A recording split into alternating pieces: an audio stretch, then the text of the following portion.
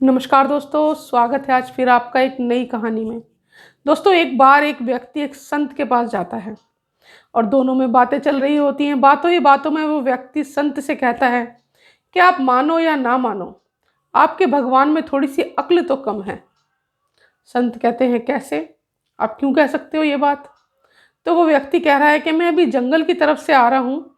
मैंने देखा इतना बड़ा कद्दू छोटे से पेड़ में लगा हुआ है, छोटे से पौधे में, एक बेल में लगा हुआ है। देखो, वो इतना बड़ा कद्दू है, कम से कम उसके लिए एक बड़ा सा वृक्ष होना चाहिए था ना। तो संत मुस्कुरा कर रह जाते हैं और वो कहते हैं, चलो मेरे साथ थोड़ा जंगल में घूमने चलो। वो संत उस व्यक्ति को अपने साथ जंगल की ओर ले जाते हैं। तभी वहाँ पर एक बहुत बड़ा पेड़ दिखता है उन्हें, आम का। वो व्यक्ति संत से तब कहता, देखो अब तो साबित हो ही गया, सचमुच आपके भगवान को अकल है ही नहीं। कितना बड़ा वृक्ष है और इस पर इतने छोटे छोटे से आम लगे हुए हैं, जबकि इतने बड़े वृक्ष पर कद्दू होना चाहिए था।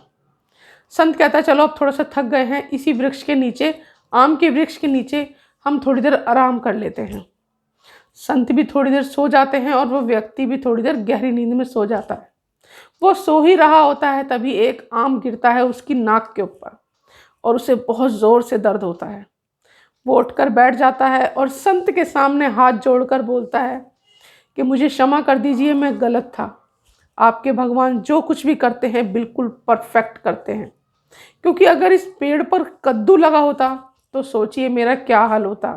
अभी तो ये आम ही गिरा है तो मैं सह नहीं पा रहा हूँ, है ना दोस्तों। कई बार हम भी समझते हैं ना कि परमेश्वर ने कुछ चीज़ें बहुत गलत की हैं, लेकिन ट्रस्ट मी, परमेश्वर जो भी करते हैं ना बिल्कुल परफेक्ट करते हैं। हमारी सोच में और परमेश्वर की सोच में ना ज़मीन आसमान का अंतर है। इसलिए हम समझ नहीं पाते हैं परमेश्वर की रचनाओं को, परमेश्वर की क्रियाओं को, कुदरत को हम समझ नहीं पाते हैं, क्योंकि हमारी बुद्धि ईश्वर के बराबर नहीं है।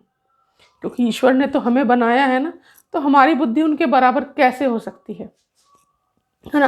कई बार हम समझते हैं, नहीं ईश्वर को ऐसा करना चाहिए था, इस इंसान को ऐसा क्यों बनाया, मुझे इतना गरीब क्यों बनाया, मुझे इतना कमज़ोर क्यों बनाया, मुझे इतना मोटा क्यों बनाया, या मुझे इतना पतला क्यों बनाया। ईश्वर सबको उनके कर्मों के अनुसार फल देने वाले ईश्वर हैं। वो कभी भी किसी के साथ बायस्ड नहीं होते, है ना। वो किसी के साथ भी भेदभाव नहीं करते हैं।